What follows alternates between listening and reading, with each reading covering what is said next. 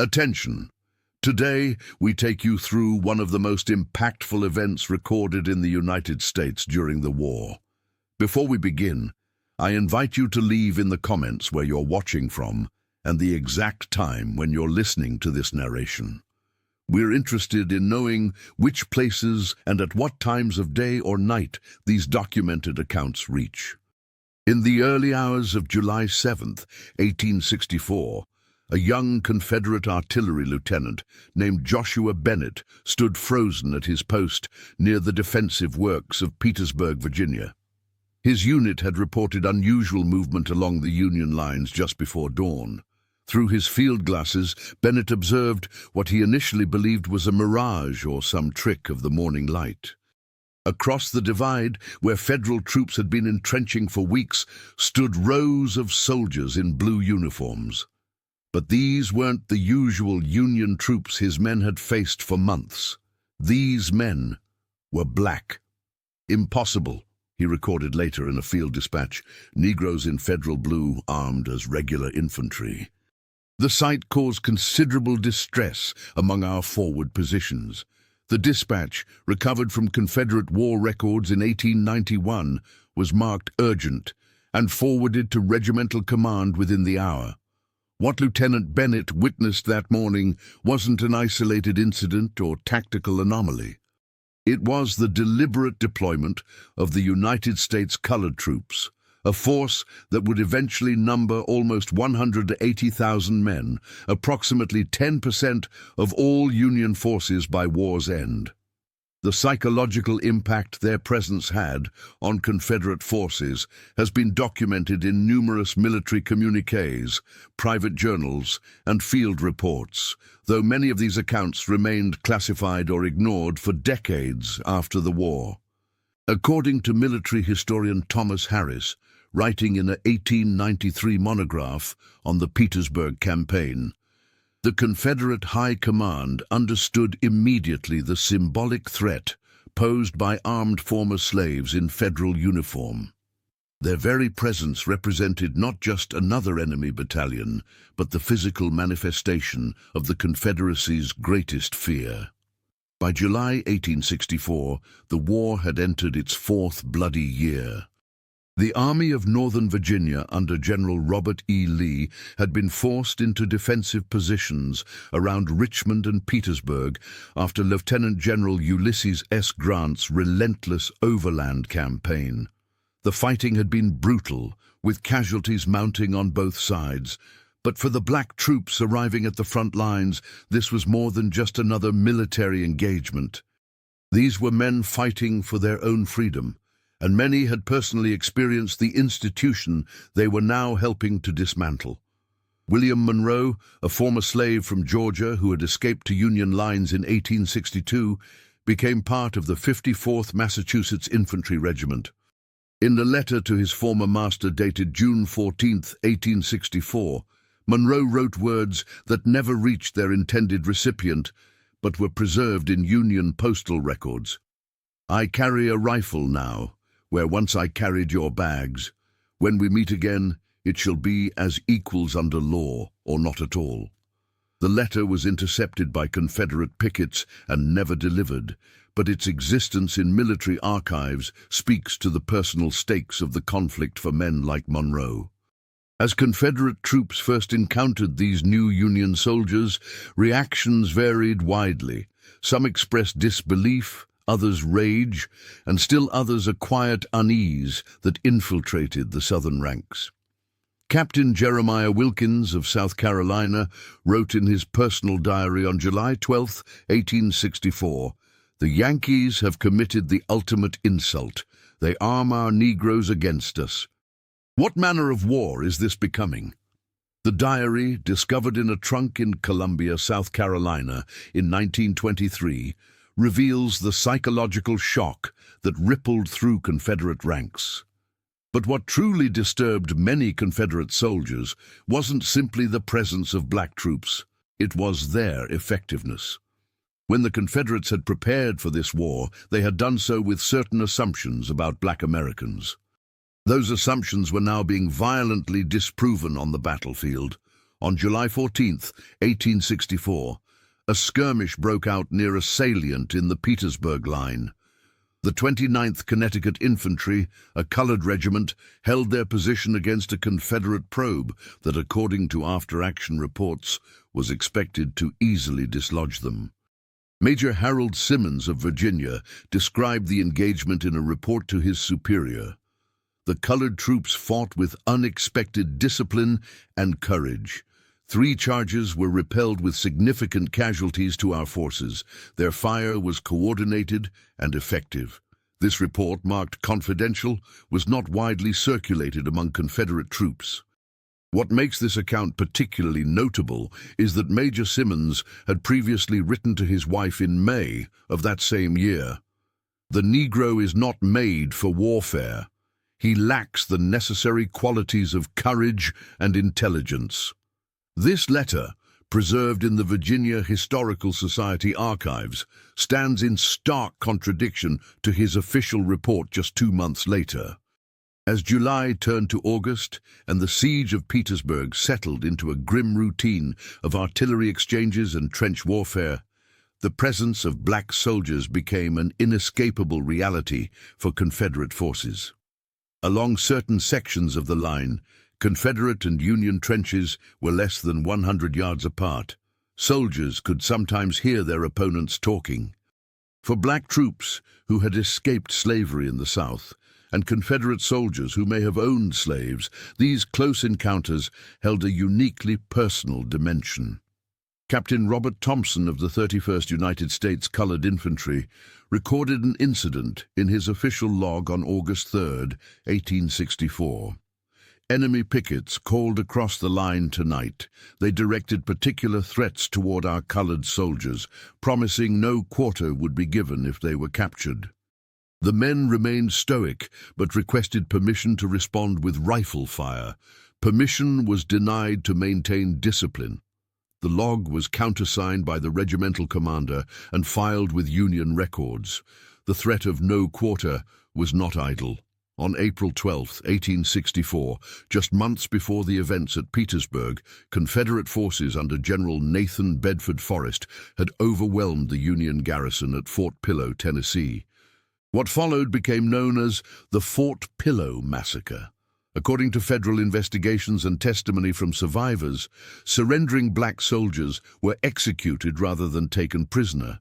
A congressional committee found that the rebels commenced an indiscriminate slaughter of the whites and blacks, including the wounded. Black troops at Petersburg knew this history. They knew what capture might mean.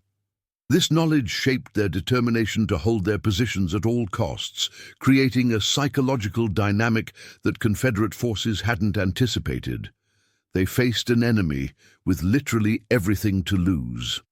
Sergeant James Freeman of the 36th United States Colored Infantry, formerly enslaved in North Carolina, wrote to his commanding officer on August 15, 1864, requesting permission to lead a trench raid.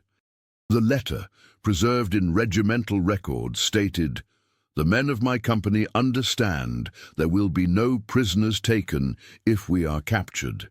This knowledge does not discourage us, but rather strengthens our resolve. We cannot retreat."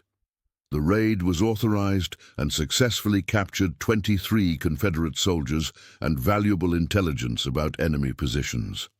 As summer heat baked the Virginia countryside, the psychological impact of black troops began to manifest in Confederate military communications.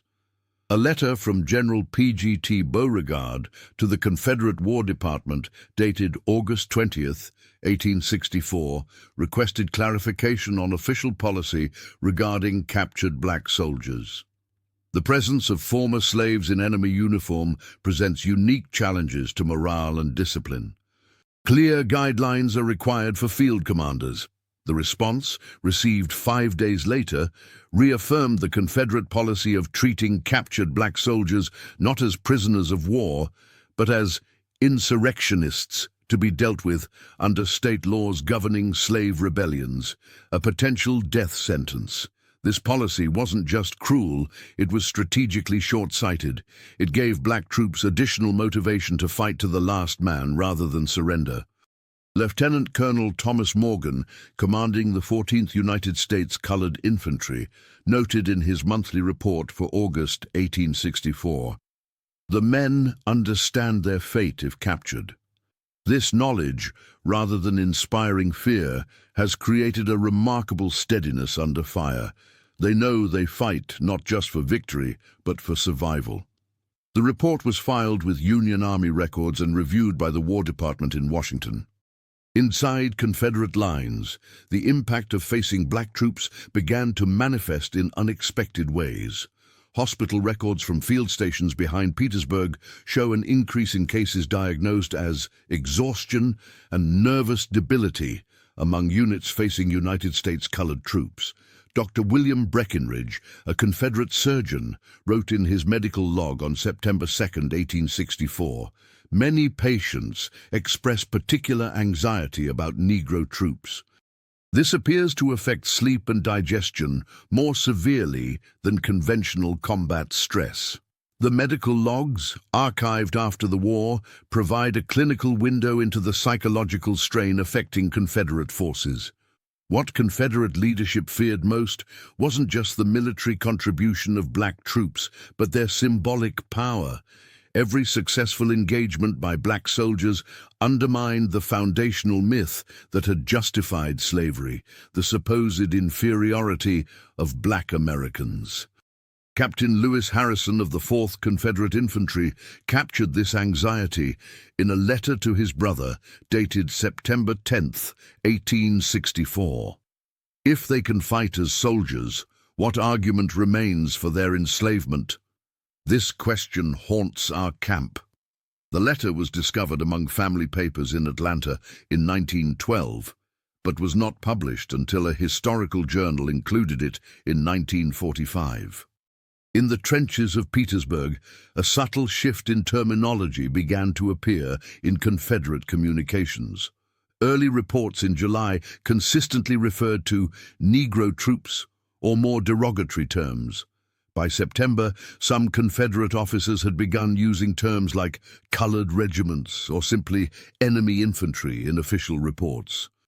This linguistic evolution, tracked through sequential battlefield communications, suggests a reluctant professional respect developing among some Confederate officers, though never openly acknowledged. The 9th Corps of the Union Army, which included several United States colored troops regiments, occupied a section of the line near what would become known as the Crater after a failed mining operation and assault in late July. Through September and October, this sector saw regular skirmishing and artillery exchanges. Confederate Major Samuel Davis wrote in an October field assessment, "The enemy positions manned by colored troops show superior defensive preparation. Their trenches are deeper, firing steps better maintained, and obstacles more thoroughly in place than neighboring sectors." This assessment was forwarded to division headquarters, but received no official response. While some Confederate officers grudgingly recognized the military effectiveness of black troops, the psychological impact on regular Confederate soldiers was more complex. Sergeant William Pryor of Virginia wrote in his diary on October 12, 1864, "Today we captured a Negro soldier. He spoke proper English and handled himself with dignity. The captain questioned him at length, seeming disturbed by his intelligence. Later, I overheard men asking, 'What if everything we've been told is wrong?'" The diary remained in private family possession until donated to a university archive in 1932.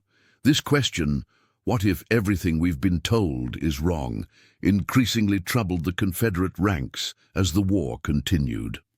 The entire social and economic system of the South had been built on certain assumptions about black Americans. The presence of disciplined, effective black soldiers directly challenged those assumptions. For many Confederate soldiers, this cognitive dissonance became increasingly difficult to reconcile. Private Thomas Wilson, a Confederate infantryman, wrote to his wife on October 20, 1864, "The Negro troops fight hard. This is not what we were led to expect. Reverend Matthews assured us they would break and run at the first shot. They do not." They advance under fire like veterans. This letter, preserved in a collection of wartime correspondence at Duke University, reflects the growing recognition that Confederate propaganda about Black Americans didn't match battlefield reality. As autumn brought cooling temperatures to Virginia, the siege continued. Black regiments were increasingly integrated into the Union line, no longer treated as experimental units, but as regular combat formations. Their presence had become normalized within the Federal forces. For the Confederates, however, the psychological impact continued to deepen. A Confederate deserter, Private James Taylor of North Carolina, was interviewed by Union intelligence officers on November 3, 1864. The transcript, preserved in military records, quotes him saying, "Many men talk at night about what it means that Negroes can fight as well as white men. Some say if this is true, perhaps other things we've believed are also untrue. These conversations happen in whispers, but they happen more and more." Taylor was one of over 2,000 Confederate soldiers who deserted from the Petersburg lines between July and December 1864. The winter of 1864 brought freezing conditions to the trenches of Petersburg. Combat operations slowed, but the psychological war continued. Black soldiers who had endured slavery were often better prepared for the hardships of winter campaigning than their white counterparts from both North and South. Lieutenant James Monroe of the 35th United States Colored Infantry noted in his December report, "The men show remarkable resilience in these conditions. Many report that compared to their previous existence, these hardships seem manageable." The report was routinely filed with Union command, but speaks to the extraordinary perspective many black soldiers brought to the war. Confederate morale, already strained by nearly 4 years of war, food shortages, and declining prospects for victory, was further undermined by the undeniable evidence that former slaves were now effective soldiers fighting for their own freedom.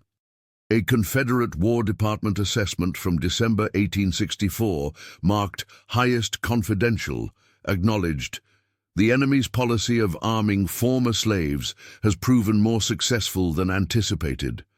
Beyond the military contribution, the psychological effect on both armies must not be underestimated."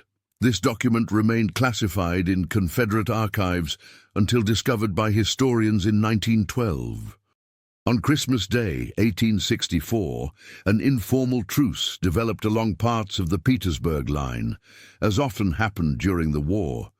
Sergeant Major Christian Washington of the 28th United States Colored Infantry recorded a remarkable encounter in his personal journal. "Confederate soldiers approached under white flag. They exchanged coffee and tobacco with our white regiments to our left. When they reached our position, they hesitated, then withdrew. Later, a lone Confederate sergeant returned. He asked me where I had learned to read and write, seeing me with this journal. I told him I taught myself in secret over many years. He said nothing for a long moment, then wished me Merry Christmas and walked back to his lines. The journal was donated to Howard University in 1910. This small Christmas interaction captured the larger psychological transformation occurring in both armies. For many Confederate soldiers, direct contact with black troops forced a confrontation with their own preconceptions. The black sergeant major, literate and now empowered as a military leader, represented a reality that contradicted everything Confederate ideology had claimed about black Americans.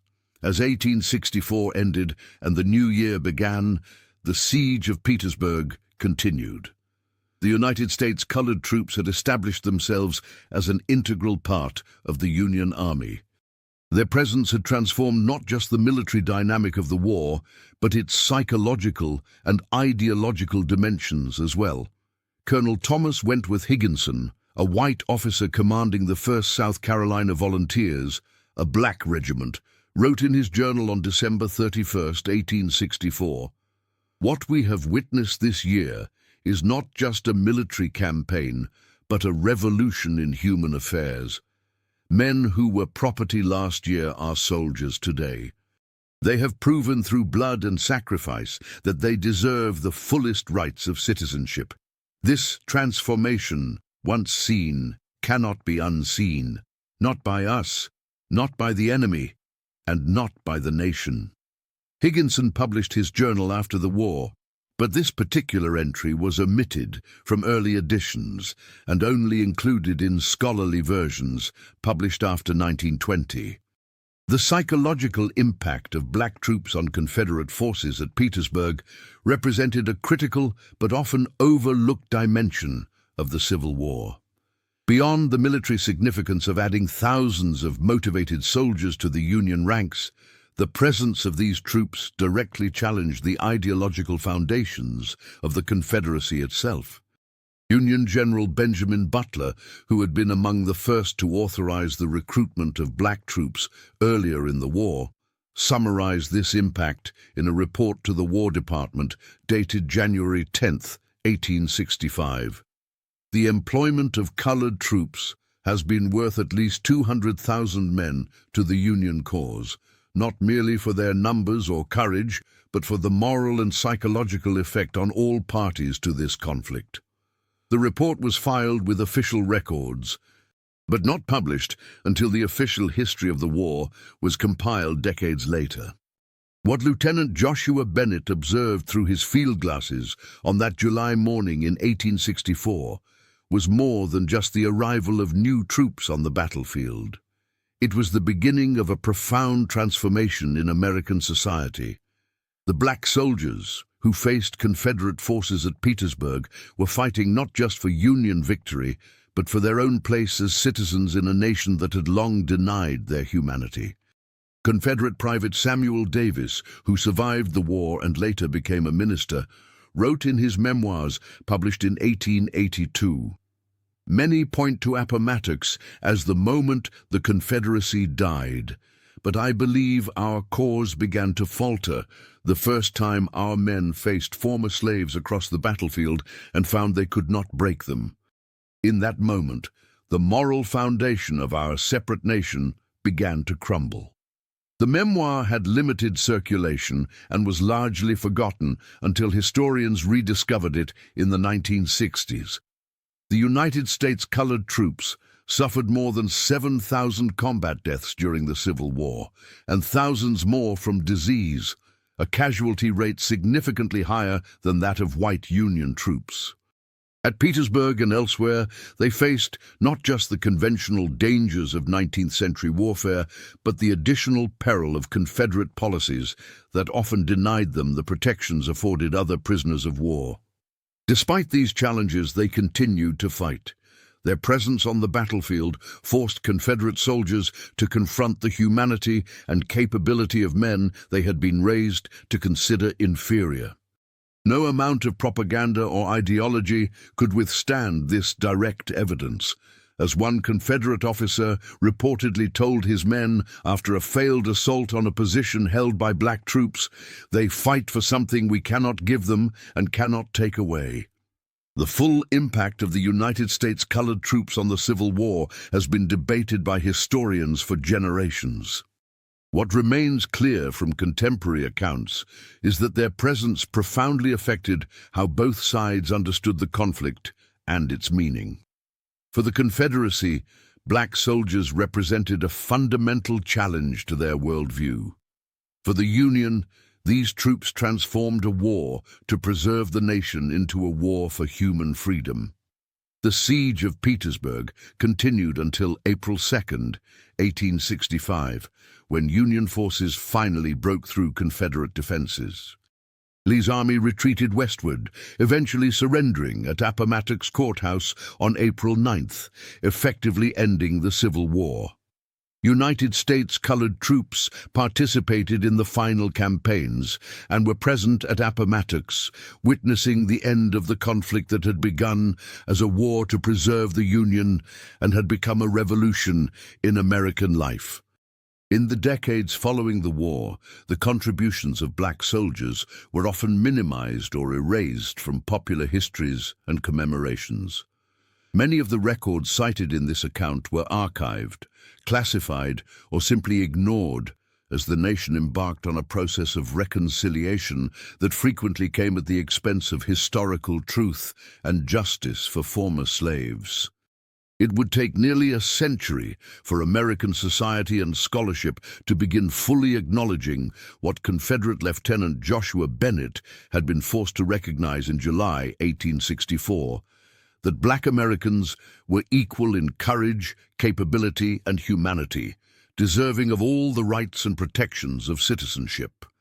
As Confederate General Nathan Bedford Forrest, who commanded troops at the Fort Pillow Massacre and later became the first Grand Wizard of the Ku Klux Klan, reportedly said in 1868, "Those were the best soldiers we faced." Whether Forrest actually spoke these words remains disputed, but what is clear from contemporary accounts is that by war's end, few Confederate veterans could maintain the fiction of black inferiority after facing United States colored troops in battle. The psychological impact of black soldiers on Confederate forces at Petersburg and elsewhere represented a crucial dimension of Union victory, one that extended beyond military operations to strike at the very foundations of the Confederacy's reason for existence. What the South realized when former black slaves picked up rifles for the Union in 1864 was that their entire social order was built on a profound moral and factual error, one that no military victory could have preserved. William Blackston, a former slave who served with the 36th United States Colored Infantry at Petersburg, summarized this transformation in a speech at a veterans' reunion in 1885. "When we marched to the front in blue uniforms with rifles on our shoulders, we were fighting not just for our freedom, but for our humanity. Every time we stood our ground under fire, we proved what we had always known and what they had always feared, that we were men." The speech was reported in a black newspaper in Philadelphia, but received little attention in mainstream historical accounts until the Civil Rights era. The story of black troops at Petersburg represents just one chapter in the larger narrative of African American military service and the long struggle for equality and justice. But it was a pivotal chapter, one that demonstrated how direct confrontation with reality could undermine even the most entrenched systems of belief and oppression. In the trenches of Petersburg during the second half of 1864, as black and white soldiers faced each other across a battlefield that was simultaneously military, psychological, and ideological, America began the painful process of confronting its foundational contradictions. What Confederate Lieutenant Joshua Bennett witnessed through his field glasses that July morning wasn't just a new military formation. It was the future of the nation taking shape, a future that would be contested, delayed, and imperfectly realized, but that could no longer be denied. As the winter of 1864 gave way to the final spring of the war, both sides understood that regardless of who won the military conflict, America had been irrevocably transformed. The black soldiers who served at Petersburg had ensured that even if the path to full equality would be long and difficult, the old assumptions that had supported slavery could never again stand unchallenged. Sergeant Christian Washington, whose Christmas Day encounter with the Confederate sergeant was recorded in his journal, added a final entry on April 12, 1865, 3 days after Lee's surrender. "Today, we received news that the war is truly over. The men are celebrating, but quietly. We know that while we helped win this war, another struggle awaits us, but we face it not as slaves, but as veterans who have proven our worth to all who would see it. What we have shown cannot be unshown." The journal entry ended there. Like so many accounts from black soldiers of the period, Washington's subsequent life remains undocumented in historical records. The psychological impact of black troops on Confederate forces at Petersburg remains one of the most significant but underexplored aspects of Civil War history. Through battlefield performance, these soldiers refuted the central justification for slavery more effectively than any philosophical argument could have done. What the South realized when former slaves picked up rifles for the Union was that their entire society had been built on a fundamental misconception about human nature and capability, a realization that would haunt and shape American society long after the guns at Petersburg fell silent. In January of 1865, as the siege of Petersburg entered its 7th month, Confederate desertion rates reached unprecedented levels. Military records from the Army of Northern Virginia show that units facing United States colored troops experienced desertion rates nearly 30% higher than those in other sectors. A confidential assessment by Confederate General John Gordon, dated January 15, 1865, acknowledged this troubling pattern. The psychological effect of Negro troops cannot be dismissed as a factor in our declining strength. Men who desert often cite disillusionment rather than hardship as their primary motivation. This report was suppressed and only discovered in the personal papers of Jefferson Davis after the war. The experiences of individual soldiers reveal how this disillusionment manifested. Private Elijah Winters of Alabama, who deserted in February 1865 and later recorded his reasons in a deposition to Union authorities, stated, "I was raised to believe certain things about colored folk. When I saw them stand and fight well, I began to question everything I'd been taught. If they could be soldiers, what else might they become?" This thought haunted me until I could no longer bear arms for a cause I no longer believed in. The deposition was filed with Union records, but only published in a scholarly journal in 1956.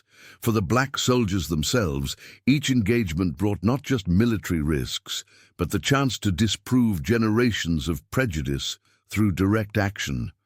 Corporal Henry Freeman of the 29th Connecticut Infantry, colored, wrote in a letter to his former teacher in the North, "Every time we stand our ground under fire, we destroy not just enemy positions, but enemy beliefs. They expected us to break and run. When we advance instead, I can see the confusion in their eyes, even across the battlefield. This is a victory beyond capturing ground." The letter, dated February 10, 1865, was preserved in an abolitionist archive at Oberlin College. What made the psychological impact of black troops particularly significant was that it occurred at a moment when Confederate morale was already under immense strain. By early 1865, food shortages had become critical behind Confederate lines. Hospital records from Petersburg show increasing cases of malnutrition and related diseases. In this context, the ideological challenge posed by effective black troops became even more difficult for Confederate soldiers to reconcile. Military historian Colonel Edward Porter Alexander, who served as Lee's artillery chief during the war, wrote in his 1897 memoir, "The employment of Negro troops by the federal forces had an effect beyond their numbers. For many of our soldiers, it raised uncomfortable questions about the very cause for which they fought. When men are cold, hungry, and far from home, such questions can erode resolve more effectively than enemy artillery." Alexander's memoir, though widely read, saw this particular observation frequently omitted from popular editions published in the early 20th century. The transformative impact of black troops was not limited to Confederate perceptions. Within Union forces, the performance of United States colored troops gradually shifted attitudes as well. General Ambrose Burnside, commanding the 9th Corps at Petersburg, wrote in his February report to the War Department, "The colored regiments under my command have performed all duties with commendable skill and courage. Many officers who initially expressed reservation about their employment now actively request their assignment to critical sectors." This official recognition marked a significant evolution from earlier in the war, when black troops were often relegated to labor duties or garrison assignments. In the trenches themselves, the daily reality of siege warfare created unexpected moments of human connection and realization. A remarkable account comes from the diary of Confederate Lieutenant James Harrison of Virginia, who recorded an incident from late February 1865. Our pickets and the enemy pickets have established an informal truce for gathering water from the same creek. Yesterday I observed a Negro sergeant speaking with one of our men. They discovered they had been raised on neighboring plantations and knew many of the same people. Our soldier returned visibly shaken. When asked what troubled him, he replied, "I spoke with him as a man, and he was one." The diary remained in private hands until donated to the Virginia Historical Society in 1921. These personal encounters, multiplied across the lines at Petersburg, had a cumulative effect that military reports couldn't fully capture. The abstract ideology that had sustained slavery and the Confederate cause was increasingly difficult to maintain in the face of direct human interaction with former slaves who now stood as military equals. Sergeant William Travis of the 31st United States Colored Infantry recorded in his journal on March 1, 1865, "Today we captured 3 Confederate soldiers who attempted to desert to our lines. They surrendered specifically to our company, stating they would not be taken by colored boys. But when brought to our position, one recognized Private Johnson as a man who had once been owned by his father. They spoke briefly about people they both knew. The Confederate wept afterward, though I could not hear what passed between them." The journal was preserved by Travis's family and eventually donated to the Smithsonian in 1943. As winter gave way to early spring, both sides prepared for what would be the final campaigns of the war. On March 3, 1865, a council of Confederate officers near Petersburg debated tactical responses to a Union buildup that included several black regiments. The minutes of this meeting, later recovered from captured Confederate records, include a remarkable exchange. When one officer suggested that black troops would break under a determined assault, Colonel Robert McAllister interrupted, "That assumption has been tested repeatedly and found wanting. They fight as well as any troops in the Federal Army. We must abandon this delusion before it costs more lives." The minutes note that discussion became heated before General Lee intervened to refocus attention on practical matters. This exchange captures how, for some Confederate officers, military professionalism had forced a reluctant reassessment of racial assumptions. The pressing realities of combat had made ideological positions increasingly untenable. As one Confederate major reportedly told his staff in March 1865, "Whether we like it or not, they are soldiers now. We must fight them as soldiers, not as something else." For black soldiers at Petersburg, the final weeks of the siege brought a growing sense that they were witnessing a pivotal moment in history. Chaplain Garland White of the 28th United States Colored Infantry, himself a former slave, conducted services on March 19, 1865, where he told his congregation, "What we do here will be remembered as long as this nation endures. Our children's children will speak of how former slaves stood as free men and soldiers, proving through sacrifice and blood what should never have needed proving, that we are created equal in God's image." The sermon was recorded in the chaplain's monthly report to Union authorities. As March 1865 progressed, signs of Confederate collapse became increasingly apparent. Desertion rates accelerated, and Union intelligence reported declining morale throughout the enemy lines. Black troops, aware of their particular vulnerability if captured, maintained high discipline even as victory seemed increasingly certain. Colonel Thomas Morgan noted in his final Petersburg report, "The colored regiments maintain exceptional vigilance despite enemy deterioration. They understand that for them there can be no relaxation of readiness until final victory is secured." On April 1, 1865, the decisive Battle of Five Forks west of Petersburg resulted in a significant Union victory, threatening to cut off Lee's final escape route. The next day, Union forces including several United States Colored Troops regiments, broke through the Petersburg defenses. After nearly 10 months, the siege was over. Lee was forced to abandon both Petersburg and Richmond, beginning a retreat that would end at Appomattox Courthouse 1 week later. As Confederate forces withdrew from Petersburg, they left behind evidence of how profoundly the presence of black troops had affected them. In abandoned positions, Union soldiers found diaries, letters, and graffiti that spoke to the psychological impact of facing former slaves in battle. One message scrawled on a barracks wall read simply, "Everything we thought we knew was wrong." No author is identified, and the barracks was later destroyed, but a Union chaplain recorded the message in his journal on April 3, 1865. When black troops entered Petersburg on April 3, the moment carried immense symbolic weight. Sergeant Major Christian Washington, whose Christmas Day encounter with a Confederate soldier was mentioned earlier, described the scene in his journal. "We marched into Petersburg today with flags flying. Some of our men were born in bondage in this very city. Now they return as soldiers and liberators. White citizens watch from windows, their faces unreadable.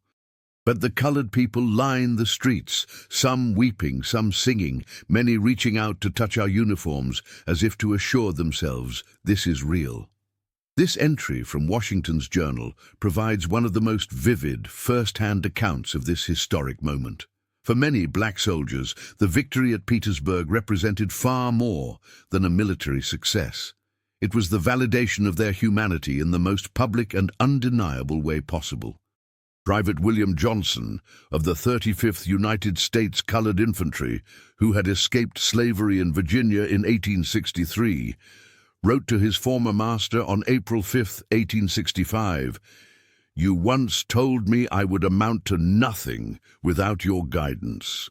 I write to inform you that I entered Petersburg as a soldier in the Union Army, fighting for my own freedom and that of all our people.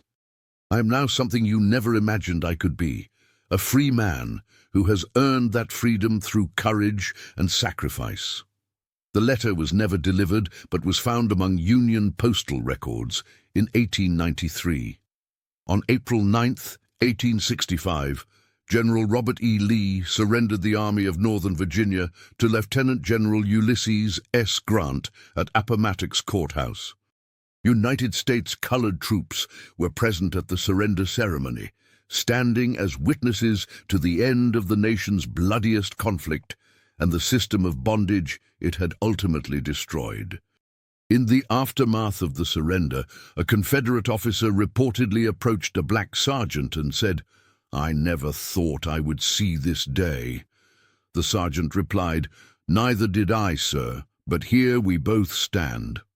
This exchange, recorded in a letter by a white Union officer who witnessed it, encapsulates the profound transformation that had occurred over the course of the war.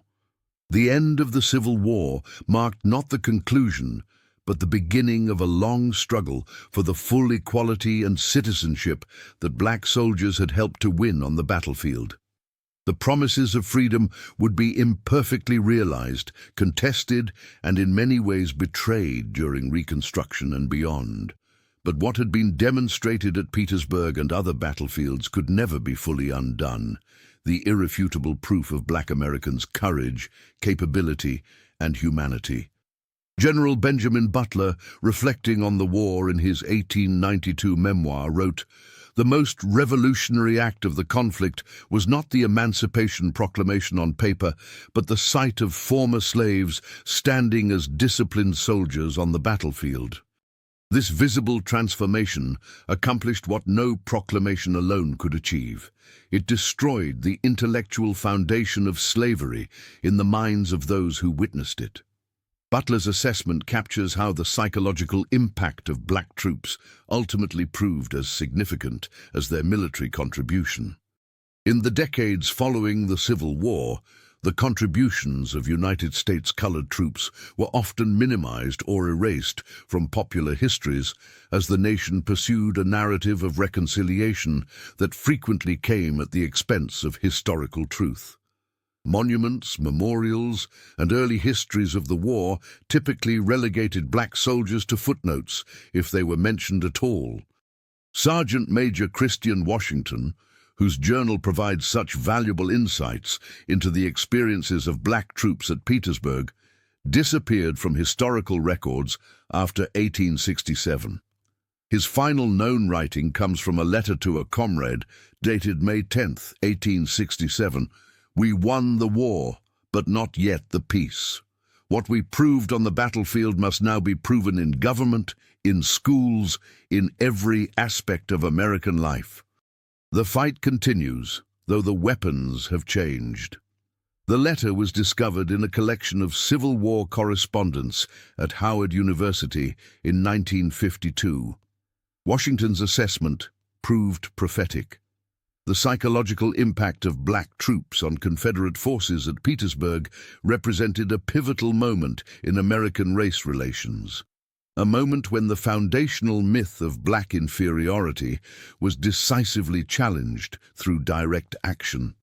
But it would take another century of struggle before the full implications of that challenge would begin to be realized in American society and law. What the South realized when former slaves picked up rifles for the Union in 1864 was that their entire social order rested on a profound misconception about human capability and worth. This realization, forced through the crucible of combat at places like Petersburg, marked the beginning of a transformation in American race relations that continues to the present day. The Siege of Petersburg, with its unique dynamic of black troops facing Confederate forces across the battle lines, represents one of the most significant psychological turning points in American history. Through courage, discipline, and sacrifice, the United States colored troops didn't just help win a war, they began the long process of forcing America to confront its founding contradictions. As Frederick Douglass told a reunion of black veterans in 1871, "You have achieved a victory which no other force could win. Not the pen of the scholar nor the voice of the orator could accomplish what you did with musket in hand, wearing the uniform of the Republic. You revealed the secret weakness of the rebellion, its false estimation of human nature." Douglass's words capture how the battlefield performance of black troops struck at the ideological heart of the Confederacy more effectively than any other Union strategy. In the trenches of Petersburg during the winter of 1864 and spring of 1865, as black and white soldiers faced each other across a no-man's land that was simultaneously military, psychological, and ideological, America began the painful process of confronting its most profound moral challenge. What Confederate Lieutenant Joshua Bennett witnessed through his field glasses on that July morning wasn't just a new military formation, it was the future of the nation taking shape, a future that would be contested, delayed, and imperfectly realized, but that could no longer be denied. The United States colored troops who served at Petersburg and throughout the Civil War left a legacy that extended far beyond their military contribution. Through their service, they established an irrefutable claim to full citizenship and equality, a claim that would echo through American history in the Reconstruction era, the Civil Rights Movement, and beyond. The full significance of what transpired when former slaves picked up rifles for the Union in 1864 continues to resonate in American society. It represents a critical moment when the nation's ideals and realities collided on the battlefield, beginning a reckoning with racial injustice that remains unfinished to this day. As historian W.E.B. Du Bois wrote in 1935, "The freedmen with gun in hand forced their former masters to recognize them as men. This psychological revolution was the beginning of the end of slavery, whatever the Emancipation Proclamation said or did." Du Bois' assessment captures how the presence of black troops at Petersburg and elsewhere ultimately accomplished what no legal document alone could achieve, a fundamental challenge to white supremacy at its ideological foundations. The story of black troops at Petersburg represents just one chapter in the larger narrative of African-American military service and the long struggle for equality and justice. But it was a pivotal chapter, one that demonstrated how direct confrontation with reality could undermine even the most entrenched systems of belief and oppression. In the final analysis, what the South realized when former slaves picked up rifles for the Union was that the moral universe of slavery could not survive contact with the reality of black Americans fighting effectively for their own freedom. This realization, forced upon Confederate soldiers in the trenches of Petersburg, marked the beginning of a transformation in American race relations that would unfold over generations. A transformation that began not with proclamations or legislation, but with the undeniable proof of common humanity demonstrated on the field of battle.